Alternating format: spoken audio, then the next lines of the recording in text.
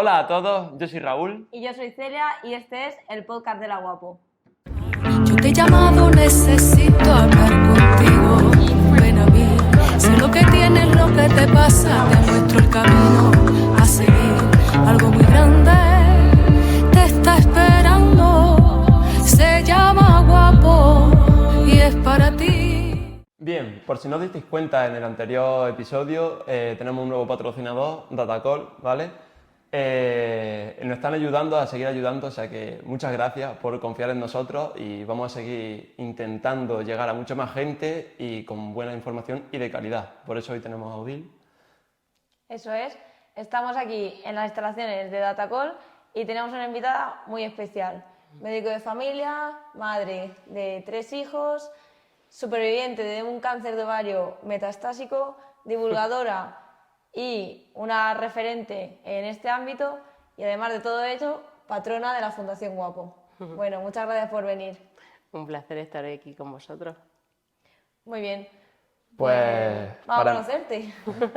Para empezar así, supongo, bueno, has participado en varios podcasts y de todo, pero para que los que no te hayan visto antes sepan quién eres, cuenta un poquito aparte si quieres contar algo más de tu vida y explica cómo era tu vida antes del diagnóstico de este cáncer. Bueno, pues como habéis comentado, yo soy superviviente de cáncer, ¿no? De ovario, y es verdad que la palabra cáncer pues te cambia la vida. Antes de la enfermedad yo era médico de familia, tenía 32 años y además acababa de aprobar las oposiciones como funcionario, digamos, como médico estatutario del Servicio Andaluz de Salud. Entonces estaba en un momento dulce de mi vida porque ya era funcionaria, tenía un niño en ese momento de 3 añitos y conseguí la plaza donde yo quería. Yo siempre he querido ser médico de pueblo, me gustaba ser médico de mesa de camilla y tenía mi plaza en un pueblecito de la Sierra de Cazorla. O sea que estaba en un momento dulce de mi vida, pero sin embargo yo no me sentía bien. Había algo en mí que me decía que algo no funcionaba, estaba cansada, me enfadaba mucho a pesar de que estaba, bueno, pues había conseguido todo lo que había querido. Y hubo un momento que fue cuando vino el diagnóstico, cuando yo entendí que eso que sentía, ese malestar interno que sentía, se tradujo en esa palabra cáncer. ¿Y cómo fue? ¿Te encontrabas mal? ¿Te empezaste a realizar pruebas? ¿Cómo fue? Pues todo fue un día que me palpé de manera casual una masa, o me la palpé yo misma, una masa en el abdomen. Entonces, el momento que palpé la masa, dije, eso es el motivo por el que estoy cansada, por eso me encuentro mal sin tener un motivo aparente, ¿no? Al palpar la masa, pues ya consulté con un compañero, me hizo una eco y a partir de ahí, bueno, pues vino ese diagnóstico que en principio era un cáncer de ovario localizado, pero finalmente fue un cáncer de ovario metastásico con múltiples metástasis en diferentes órganos. Un desastre. Supongo que fue un impacto fuerte a tu salud mental. Bueno, yo siempre, cuando me preguntan por esto, siempre lo cuento y vosotros además ya te habéis visto muchos pacientes con cáncer. Yo creo que fue una de las personas que peor encajó el diagnóstico. Quizá a los médicos nos cuesta encajar esto porque al final no somos, bueno, somos impacientes, no somos pacientes y porque a veces tiene un exceso de información ahí que es difícil de gestionar. Y además en mi caso, yo soy de familia y los médicos de familia hacemos el acompañamiento al final de la vida. Entonces habíamos visto morir a personas con cáncer en mi brazo, algunas, bueno, pues no con las condiciones ideales porque algunas personas se despiden con dolor, con sufrimiento, hay veces que la agonía, bueno, pues no es muy agradable, otras personas tienen un tránsito súper tranquilo. Y en ese momento pensaba mucho en cómo sería el final de la vida. Una de las cosas que a mí me agobiaba mucho era el final de la vida. Daba por hecho que un cáncer metastásico era incurable y pensaba mucho en ese último momento. Y también para mí fue bastante difícil de asumirlo porque tenía un niño de 3 añitos. Y pensaba que si las estadísticas se cumplían, el cáncer de ovario metastásico tiene una supervivencia a 5 años del 5%, a 10 años del 0%, pensaba que ese niño no se acordaría de su mamá porque las cosas que nos pasaron cuando teníamos 3 años luego se nos olvidan. Y yo pensaba, es lo más grande que tengo en mi vida y sin embargo no se va a acordar que tuvo una mamá. Entonces elaborar ese duelo me costó bastante, le grabé un vídeo de despedida contándole que era lo que más amaba en la vida, pero que sentía que mamá le tenía que dejar. Le dejé un álbum de fotos, le dejé varias cartas para si mamá no estaba aquí, él supiese que tuvo una mami. Pero ya llegó un momento cuando ya hice ese duelo con mi hijo, afronté que la muerte es parte de la vida, cuando acepté que tenía una enfermedad grave pero todavía estaba aquí, es cuando pensé, ahora, ¿qué puedo hacer yo, no? Si ya sabemos que en mi caso la quimio era paliativa, vamos a cambiar esa mentalidad de dejar de llorar, de dejar de quejarme, el por qué a mí, el dejar de pensar que me voy a morir y acepto que estoy viva y vamos a ver qué podemos hacer, ¿no? Y ahí fue cuando cambió totalmente la manera de afrontar la enfermedad. Antes de entrar en esos actos que tú hiciste para afrontarla de forma diferente, ¿qué tratamientos convencionales te ofrecieron? ¿Has dicho que una quimio paliativa? Sí, en principio a mí lo que me hicieron fue cirugía del ovario afectado, que fue el ovario derecho, porque en principio no estaba muy claro qué tipo de tumor tenía. Yo tenía al final era un cáncer de ovario de células transicionales, que es un tumor bastante poco frecuente. Entonces, en principio fue cirugía del ovario afectado y después me propusieron quimioterapia. En mi caso, bueno, en casi la mayoría de los cánceres de ovario es el mismo, carboplatino con Taxol, 6 ciclos de carbotaxol. Eso sí, quimio semanal. Me tocó quimio semanal durante 3 semanas y nada de descanso, pero en principio esos eran los tratamientos para, como decía mi oncólogo, intentar parar la marcha atrás todo lo que pudiésemos. Por eso la quimio en principio era paliativa. Y bueno, ahora vamos a hablar del enfoque que tú tomaste y yo creo que es algo importante a destacar, que esto fue en 2010, que ahora a lo mejor está mucho más de moda o sí, que la gente habla más de la oncología integrativa, pero en 2010 la gente no sabía lo que era eso. Completamente nuevo. Claro, bueno, imagínate, vamos 14 años atrás de mi cáncer, hizo 14 años. Cuando yo ya por fin os decía que ya asume el diagnóstico y pensé, ¿qué puedo hacer yo? No como médico, porque en este caso mi oncólogo me propuso los 6 ciclos de quimioterapia semanales, ya está. Yo dejé esa decisión en sus manos y luego pensé, ¿qué puedo hacer yo como paciente, no como médico en este caso, para que esa quimio, que en principio era paliativa, sea curativa? Mi objetivo era que si ninguna mujer había llegado a los 10 años de superviviente de cáncer del mío, yo por lo menos tenía que llegar a eso porque mi hijo tenía 3 años y mi objetivo era que llegase al instituto y yo verlo entrar en el instituto, ¿no? Entonces ahí pensé, ¿qué puedo hacer para potenciar esos tratamientos para que al final mejore la eficacia del tratamiento y las células desaparezcan, ¿no? Que al final es lo que queremos todos los pacientes con cáncer. Entonces ahí mi experiencia como médico de familia, como decía, siempre he sido médico de mesa camilla, me vino bien para orientarme un poco en qué puedo hacer yo. Porque yo veía en la consulta de primaria que los pacientes evolucionan de manera muy diferente cuando toman la rienda de su enfermedad, cuando son parte activa de ella, cuando un diabético decide ser parte activa y empieza a comer mejor, hace ejercicio, pues la hemoglobina glicada se mejora. Cuando un paciente hipertenso se dispara la cifra de presión arterial, muchas veces no es porque haya dejado la medicación, sino es porque se ha enfadado con el marido, con la vecina, ¿no? Es decir, en la consulta primaria, cuando tú hablas con la gente, cuando conoces su historia, sus problemas, su familia, te das cuenta que muchas veces es la alimentación, el ejercicio y las emociones lo que influyen en el origen de la enfermedad y en la evolución de la misma. Entonces ahí fue cuando pensé, quizá como has vivido antes del diagnóstico haya influido en un diagnóstico tan terrible, tan joven, ¿no? Yo vivía, pues muchísimo estrés, porque pues decía, sí, había probado las oposiciones, pero claro, para probar una oposición veníamos de una época de estudiar mucho, estaba en el doctorado, un niño pequeño, las guardias, que al final las guardias, bueno, pues esta es una situación de ansiedad continua, ¿no? Con el cortisol por las nubes todo el día. Entonces, con esa teoría de quizás cómo has vivido hasta ahora haya influido en esa enfermedad, quizás si cambias cómo gestionas las emociones, cómo comes, si empiezas a hacer más ejercicio, pues puedes revertir este proceso pues con ese diagnóstico tan sombrío.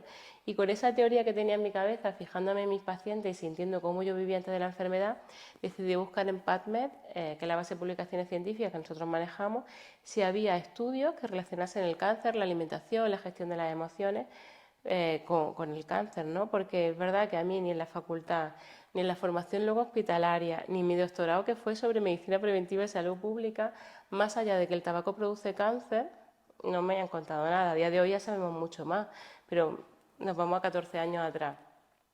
Entonces yo empezaba a leer y decía, pues empezaba a ver que la cúrcuma, que el brócoli ayudaban, que la meditación, que el ejercicio físico. Y sin embargo, todo lo que leía veía que aquí en España no se estaba aplicando, ¿no? Que lo que ahora se llama tanto, se habla tanto de medicina integrativa, oncología integrativa, hace 14 años solamente se pensaba en el arsenal terapéutico que tenía, pruebas diagnósticas, y en general al enfermo con cáncer se le decía quédate sentado, date la quimioterapia, come lo que quieras y ya está, ¿no? Y no Cuanto falla. menos hagan, mejor. Claro, no falla la cita y ya está, ¿no? Y claro, esas fueron las recomendaciones. Yo cuando pregunté a mi oncólogo y a todas las enfermeras, yo le preguntaba a todo el mundo, ¿pero qué puedo hacer? Yo quiero sanar, o sea, me decía, no, nada, venga a la quimio, y ya sabes lo que te... Ya está, ya sabes las estadísticas, pues intenta vivir lo máximo posible. Y claro, para mí yo decía, pero es que yo lo que quiero es sanar. Entonces, con toda esa información que iba recopilando, empecé a ver que había centros como ya en aquella época el Memorial Sloan Kettering de Nueva York o el Anderson Cancer Center de Houston, ya sí que empezaban a aplicar lo que hoy es la oncología integrativa, lo que hacemos en Guapo, ya lo estaban haciendo ellos y pensé, jo, esto es lo que yo necesito, ¿no?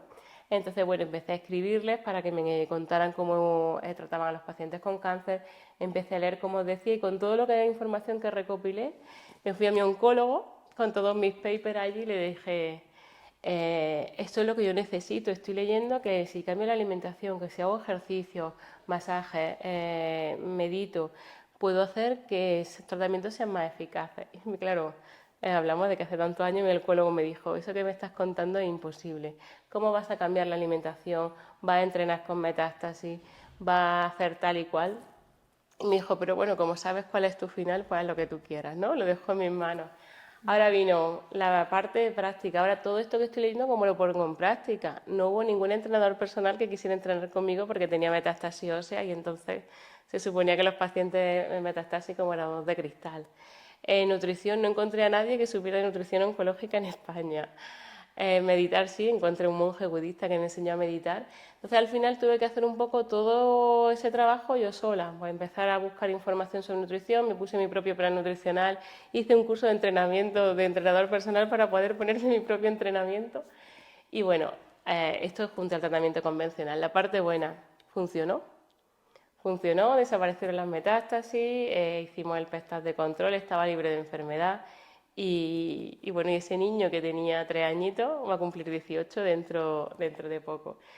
Es decir, que eso fue un poco lo que hice, cambio de alimentación, ejercicio físico, aprender a meditar, alguna suplementación, mucho contacto con la naturaleza, tomar el sol y al final volver a todo lo que yo me había despegado de lo que debería de ser la vida, de una vida saludable, porque al final el estrés de vida que llevamos, pues decía, el estrés del trabajo, el estrés mental del trabajo, del niño y tal, al final me había desconectado de mí misma. Entonces al final era lo que decía Sócrates, Hipócrates, que un cuerpo no puede estar sano si la mente no está sana, si no come lo que realmente nos da la naturaleza. Y al final fue practicar, después poner en práctica lo que ya nos decía Hipócrates en el siglo V antes de Cristo. Sí, lo llevaban sabiendo hace tiempo, pero... Bueno, la humanidad lo sabe, Sí. que lo que tenemos que hacer y en verdad tú sabes cómo tienes Sí. que comer, no hace falta tanto, sabes que tienes que intentar ser activo. Yo creo que todos sabemos que debemos estar más tranquilos y sosegados, pero El muy ritmo de difícil en la vida. No es sociedad tan en la que enrevesado vivimos. como la gente piensa que es. Exactamente.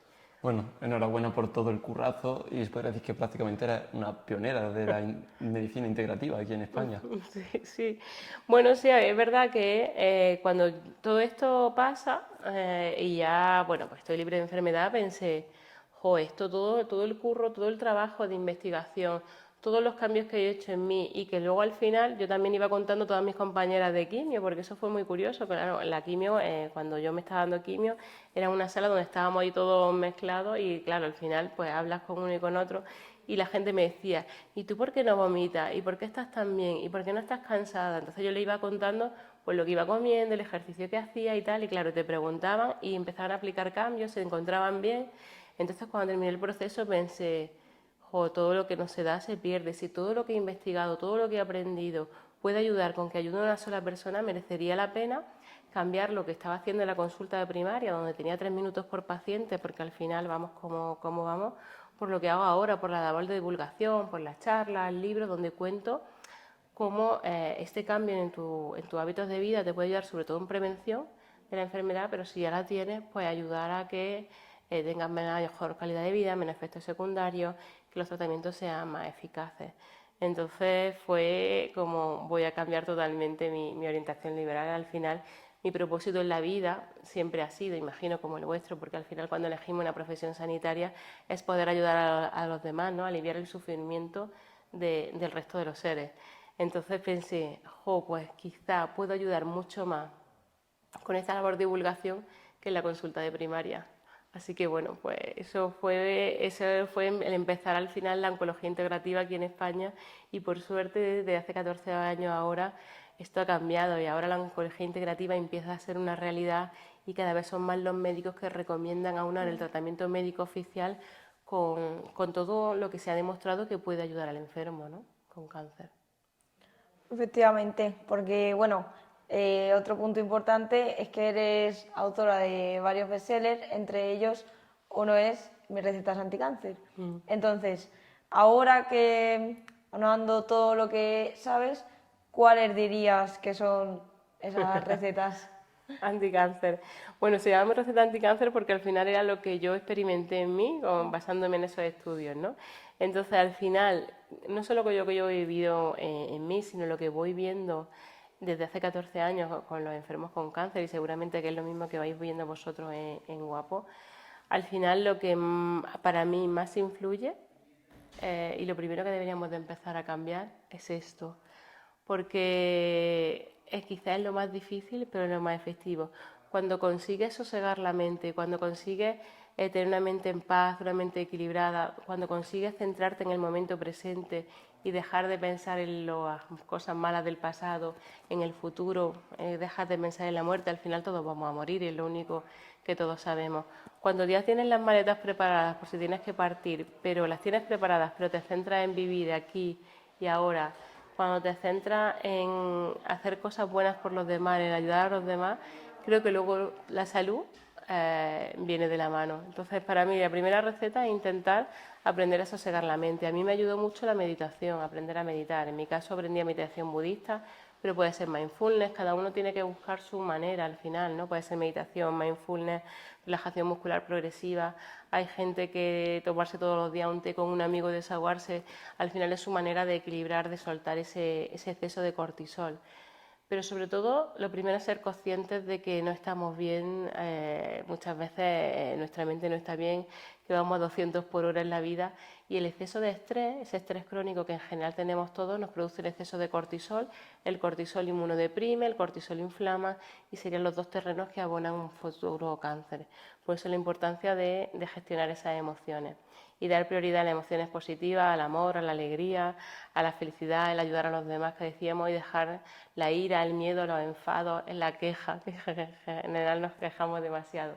Entonces ese sería para mí el primer pilar anticáncer. Segundo pilar, cambiar nuestra alimentación, pero no algo que deba ser tan muy difícil, sino recuperar nuestra tradición culinaria mediterránea, comer como comían nuestras abuelas, productos de huerta, de temporada, priorizando los vegetales, legumbres, frutos secos, el aceite de oliva, las aromáticas, las especias, huevos, pescado y carne de verdad, que a día de hoy cada vez comemos más salchichas, nuggets, embutidos, surimi, cosas que realmente no son reales. Yo siempre digo que comamos lo que nos ofrece la madre naturaleza, preparado en casa, con mucho amor, con mucho cariño.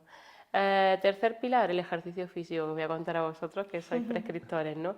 Pero si la gente fuera consciente de los beneficios que tiene simplemente el hecho de ser activo y no estar todo el día sentado en un sillón.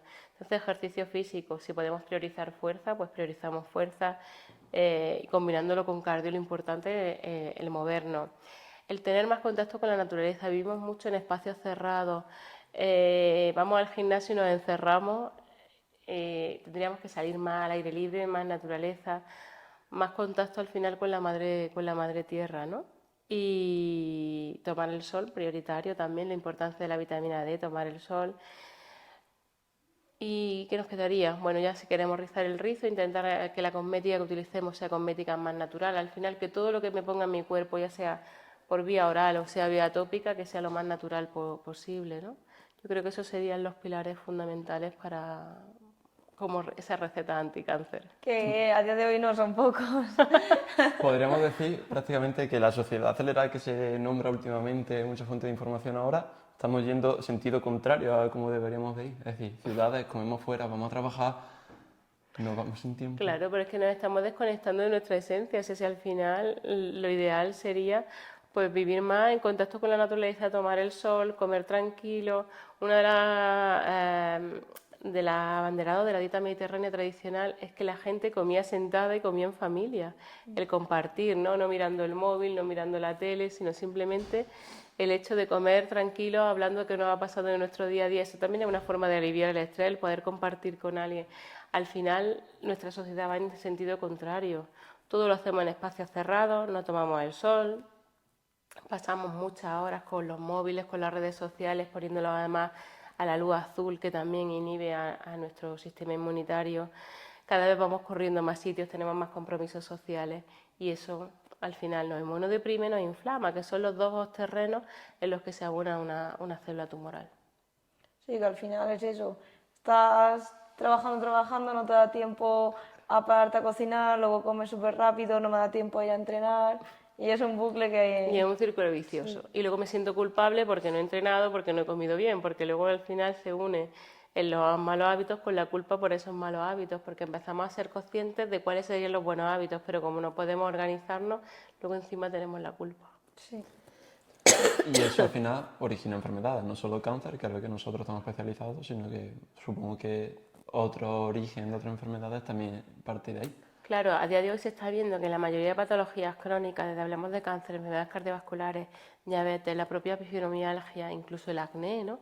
Tienen toda una base común y al final son enfermedades metabólicas en las que hay un mal funcionamiento de la mitocondria que conduce a un exceso de radicales libres, que conduce a un exceso de inflamación crónica, que conduce a una inmunodepresión. Entonces, cuando mi sistema inmune no reacciona, cuando hay una inflamación en mis tejidos, eso es el abono de una enfermedad crónica. Por tanto, con todo esto que estamos hablando de esos 4 patas de la silla, esos 4 pilares de vida saludable, podríamos prevenir la mayoría de enfermedades y llegar a lo que todos queremos, que yo creo que es vivir muchos años con muy buena calidad de vida, ¿no? Y lo que está pasando ahora es al revés. Cada vez hay más enfermedades, cada vez hay más personas polimedicadas, que sí, que vivimos muchos años, pero no con buena calidad de vida, dependiente al final de una pastilla. Ahora ya se está viendo que hay gente con 40 años, la mitad de las personas españolas con 40 años ya tienen alguna enfermedad crónica, sea tiroides, sea diabetes, sea problemas de colesterol o, bueno, como estábamos hablando de cáncer, y esto es preocupante. Cada vez se consumen más analgésicos, más antidepresivos, algo está pasando. ¿Tú crees ahora mismo que la gente es más consciente de eso que hace 14 años? Sí, porque gracias a que los medios de comunicación, las redes sociales, cada vez hay más divulgadores que nos hablan de esa importancia de los hábitos de vida. Conscientes empezamos a ser, pero ¿realmente estamos haciendo algo? Sí. Ese es el problema. Yo creo que cada vez está claro, ¿no? Que sí hay que comer más verdura, que hay que hacer más ejercicio, pero una cosa es lo que escuchas y luego hasta que no lo interioriza y decide tomar el paso a la acción, es difícil, es como lo de dejar de fumar. ¿Quién no sabe que el tabaco mata? Sin embargo, si hay gente que sigue fumando, porque primero tienes que tener la información, luego tienes que interiorizarla y después tienes que dar el paso. Una vez que das el paso, pues como te vas a sentir también sin fumar, pues ya hasta lo mantendrás. Esto igual que en los hábitos, cuando tú eres consciente, bueno, ya sabes que el ultraprocesado, que el azúcar es dañino. Bueno, cuando ya decides dar el paso y no comprarlo, pues luego cuando empiezas a no comer azúcar dices, ostras, qué bien me siento, pero hasta que damos el paso nos cuesta. ¿Por qué? Porque es más barato comer mal. Es más barato no ir al gimnasio, evidentemente no tengo que pagar una cuota. Es más barato estar en mi casa sentado viendo la tele, porque ¿cuánto vale la suscripción a Netflix? Nada, si la comparas con la suscripción al gimnasio. Es decir, el tema económico, el tema del tiempo. También nos cuesta ir al supermercado, cocinar, si no me organizo. Al final comer sano también es cuestión de organización. Y luego cuestión de prioridades. Hay gente que prioriza el ocio ya sea viendo una peli y hay otra gente que se es consciente y prioriza ir al gimnasio o prioriza cocinar los alimentos que va a comer. Entonces, bueno, hay información, pero falta todavía que la interioricemos, que la hagamos consciente, ¿no? Y que pasemos a la acción. E incluso diría que hay otro factor muy importante que es el trabajo que, por ejemplo, para obtener una vida saludable y el placer que te da. Es decir, Claro. yo hago actividad física durante meses y me cuesta ver beneficios. Sí. Sin embargo, yo puedo, por ejemplo, quedarme sentado a ver una serie en Netflix Claro, que tarda 5 minutos Ya. en estar bien. Claro. Entonces, es un gran hándicap a esta vida saludable. Claro, porque toda una vida saludable requiere esfuerzo. Y estamos en una sociedad en la que queremos la recompensa rápida y no queremos frustrarnos. Y las redes sociales, el consumo de redes sociales, que es una cosa súper rápida, o lo que has dicho que pongo Netflix, HBO, tengo millones de ofertas, es una recompensa rápida. Es verdad que el ejercicio tarda más en notarse, pero claro, luego el beneficio a largo plazo de comer bien, de hacer ejercicio, de estar sereno, es brutal, ¿no? Entonces, bueno, por eso falta el que la gente empiece a dar ese pequeño salto. Yo lo que me llama mucho la atención es que muchos de nuestros atletas hablamos con ellos y nos dicen, no, lo primero, yo nunca había hecho deporte antes, y luego también que nos cuentan que yo es que antes ni lo había pensado porque yo es que tenía muchas cosas, yo tenía mis hijos, yo tenía mi trabajo, yo tenía mi casa y yo no tenía tiempo para mí. Pero ahora yo soy consciente de que si yo a mí no me cuido, no voy a poder cuidar a nadie, ni voy a Exacto. poder rendir bien en mi trabajo, nada. Entonces, que me parece curioso que te tenga que llevar algo así para que te pares y digas, Ya. es que me tengo que cuidar. Ya, pues suele ser bastante común, y eso lo veréis vosotros, que los pacientes con cáncer suelen ser personas que nunca se han priorizado, que han dado mucho por los demás, que no han sabido decir que no y han cargado en su mochila con sus problemas más los problemas de los demás. Normalmente la vida te da señales antes de que te diagnostiquen un cáncer, pero solemos pasarlas por alto, suelen venir periodos con lo que yo decía que me pasaba a mí, pues que estás muy cansado, fatigado, ya empiezan el dolor de cabeza, empiezan las señales, pero como vivimos tan a full, vivimos corriendo, no somos conscientes hasta que ya un día llega la enfermedad y te dice, priorízate. Y como tú bien decías, es que si tú no te cuidas no puedes dar a los demás, primero tienes que ser tú y después los demás. Pero en los pacientes con cáncer en general se ve que es común un tipo de personalidad en la que el decir que no cuesta, la culpa, no quiero quedar mal porque luego me siento, me van a rechazar, me voy a sentir mal, entonces nunca se han priorizado. Yo era de las que nunca me había priorizado. Primero eran mis pacientes de la consulta, era mi hijo, eran mis amigos, no era capaz de decir que no. Si me ponían una guardia decía, bueno, vale, ya está, la haré, aunque no me apetecía. Por eso siempre, siempre lo que le digo a la gente es que se priorice. Primero soy yo y después ya vendrán los demás. ¿Y cuáles son mis prioridades? Si mi prioridad es mi salud, pues ya está, voy a comer saludable, voy a ir a entrenar a la Guapo, voy a ir a entrenar al gimnasio, donde sea, y después ya haremos el resto de las cosas. Vale, ya volviendo al tratamiento integrativo, a la Guapo, ¿cuál es tu relación con ella? ¿Cómo la conociste? ¿Estabais desde un principio? ¿Y cómo a día de hoy aporta a ella? Bueno, ya sabéis que la Guapo la fundó Jesús Candel junto a Javier Cánova. Jesús Candel era como yo, era médico de familia y él fue mi jefe. O sea, nosotros tuvimos una relación laboral porque él empezó a trabajar en urgencias cuando yo era residente en el hospital. Y bueno, Jesús sabía cuál fue mi proceso con el cáncer, entonces cuando le diagnosticaron cáncer, me llamó desde la sala del TAC y me dijo, tengo un cáncer de pulmón con metástasis, y me dijo, dime que yo como tú me voy a sanar. Y cuéntame todo lo que tú hiciste para que yo pueda hacerlo, ¿no? Entonces, bueno, pues estuvimos hablando mucho tiempo del ejercicio, la alimentación y tal. Y Jesús, ya sabéis cómo era, que era un torbellino. Entonces, cuando empezó a hablar de esto, lo primero que él decía, dice, esto no solamente tiene que ser para mí, lo que me estás contando, esto tiene que ser para todo el mundo. Entonces, él, bueno, como era ese revolucionario, decidió montar Fundación Guapo, que es lo que yo hubiera querido tener cuando me diagnosticaron con cáncer, ¿no? Cuando me dijeron que tenía un cáncer como el mío, si yo hubiera tenido un sitio donde me hubieran ofrecido todo lo que yo tuve que buscar de alimentación, ejercicio físico, gestión de las emociones, hubiera sido un sueño hecho realidad. Y Jesús fue esa persona con tanta fuerza que creó esa Guapo. Jesús, bueno, no está con nosotros, pero sí que vivió mucho más de lo que la medicina oficial esperaba, seguramente gracias a ese tratamiento integrativo que se ofrece a día de hoy en Fundación Guapo. Entonces, desde que me contó el proyecto, yo quería ser parte de ese proyecto porque era lo que a mí me habría gustado tener y creo que es lo que se merece cualquier persona a la que se diagnostica un cáncer. Porque en Fundación Guapo la palabra cáncer se queda fuera. El color negro que asociaba muchas veces la palabra cáncer cambia al verde esperanza, ¿no? Y ese legado que dejó Jesús, bueno, pues tenemos la obligación de seguirlo para que todos los pacientes de España puedan tener una Guapo en su vida, ¿no? Y bueno, pues, ¿qué hago yo en Fundación Guapo? Pues intentar apoyar en todo lo que puedo. Estoy dentro del patronato de la Fundación y sobre todo intento llevar la palabra guapo allí a todos los eventos en los que participo para que la gente sepa, primero, que hay una esperanza, que te diagnostican cáncer y que esa medicina integrativa, que está más que demostrado por la ciencia, que mejora efectos secundarios, mejora calidad de vida, mejora eficacia de los tratamientos, es posible, y para intentar que cuanto más gente se una a nuestro proyecto, a más personas podamos ayudar.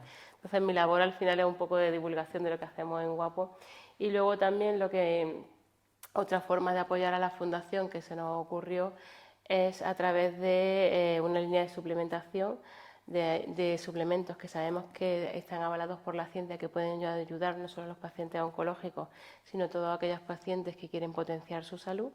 Pues esos suplementos donamos la mitad de lo que se recauda a la Fundación Guapo, y con eso también intento que la Guapo siga creciendo, porque está muy bien que Granada, Málaga, Elche y Madrid tengan una Guapo, pero todos los pacientes de España deberían de tener una Guapo, porque es que te cambia la vida, y eso lo habéis visto vosotros, que cuando entras a Guapo la palabra cáncer se transforma por esa esperanza, ¿no?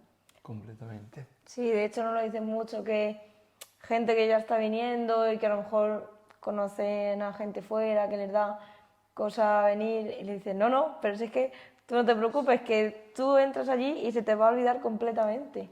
Mucha gente piensa que llegan y va a haber un ambiente muy Tristón, caído, claro. tristón, El color muy negro, la gente gris. piensa que va a ser eso. Y para nada. Y la primera reacción cuando ven música, la gente Sí. animada, trabajando, Riendo. riendo, apoyándose, un clic completamente en la Claro. mente. Es que yo creo que la Guapo te cambia el clic, te cambia el concepto que tiene al enfermo y a su familia, porque muchas veces la familia también, bueno, pues se hunde en el desánimo, y la Guapo no solo cambia al enfermo, sino que cambia el entorno, y es que es algo tan maravilloso que tenemos todos que trabajar para expandir la palabra Guapo a toda España. De verdad, lo decimos mucho, pero es que si alguien no lo ha visto alguna vez, que venga y lo vea, es que es Eso es. flipante. En Sí, general, bueno, lo que hablamos de hacer al paciente, o más bien, como a nosotros nos gusta decir, atleta, hacerle partícipe de su tratamiento, que vea que tiene mucho poder al final en eso, en sanar. Es que al final el estar ocupado y no preocupado hace mucho. La Guapo, al final el paciente está ocupado, primero tiene que venir a entrenar, entonces ya tiene una obligación, tiene una motivación por la que levantarse, sabe que está entrenando para su salud. Después que le van a enseñar a qué comer, que le van a enseñar pues si necesita fisioterapia, los talleres de mindfulness, de meditación, de yoga, de biodanza. Es decir, van a estar ocupados en mimar a su cuerpo, en restablecer ese equilibrio perdido por el cual han enfermado, y no están preocupados de tengo el día 25, tengo quimio, me toca la revisión, me toca el PECTA. Eso alivia mucho también el estrés y el sufrimiento al final de la persona con cáncer. Y luego algo que a mí me parece maravilloso en la Guapo es el apoyo entre iguales.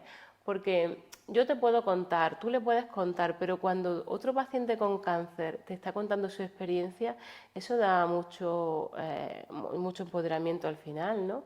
Y los pacientes con cáncer necesitan quitar esa actitud paternalista que muchas veces tiene la medicina, los sanitarios en general, de decirte qué es lo que tienes que hacer.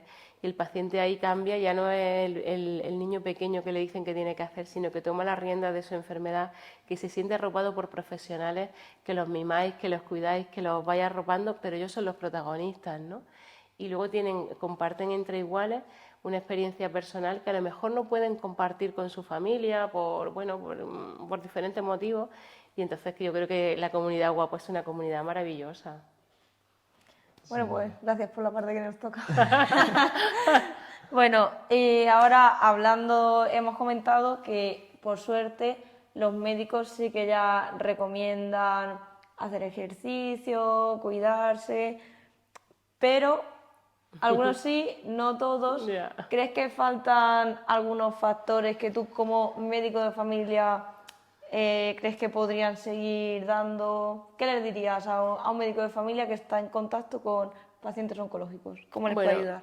las cosas están cambiando muchísimo, ¿eh? Desde hace 14 años que se negaba todo esto, que le decíamos al enfermo, come lo que quieras, quédate sentado en un sillón, a que ahora sean los propios médicos los que prescriban Guapo, por ejemplo, es que eso es un cambio brutal, ¿no? Cuando empezó Guapo, que no hace tanto, hace 2 años, todavía había mucho escepticismo. Yo creo que desde que Guapo está presente, está cambiando mucho la perspectiva de los oncólogos. Y cada vez son más los oncólogos, médicos de familia y personal sanitario en general, que no se han quedado solo con lo que nos han contado en la facultad, ¿no? Porque igual que a mí, me imagino que vosotros en vuestra formación de esto nos habían hablado poco, ¿no? Entonces, al final ya cada vez son más los profesionales sanitarios que quieren estudiar, que buscan más allá. Si la información está y está publicada, lo que hace falta es salir un poco de los currículos estos tradicionales, de un sistema universitario todavía un poco obsoleto, que no está actualizado.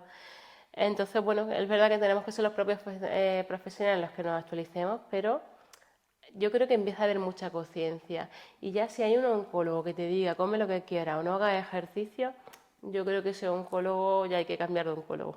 O sea, lo siento, pero es que hay tanta evidencia científica que nadie te puede decir come lo que quieras y quédate sentado porque sabemos que funciona.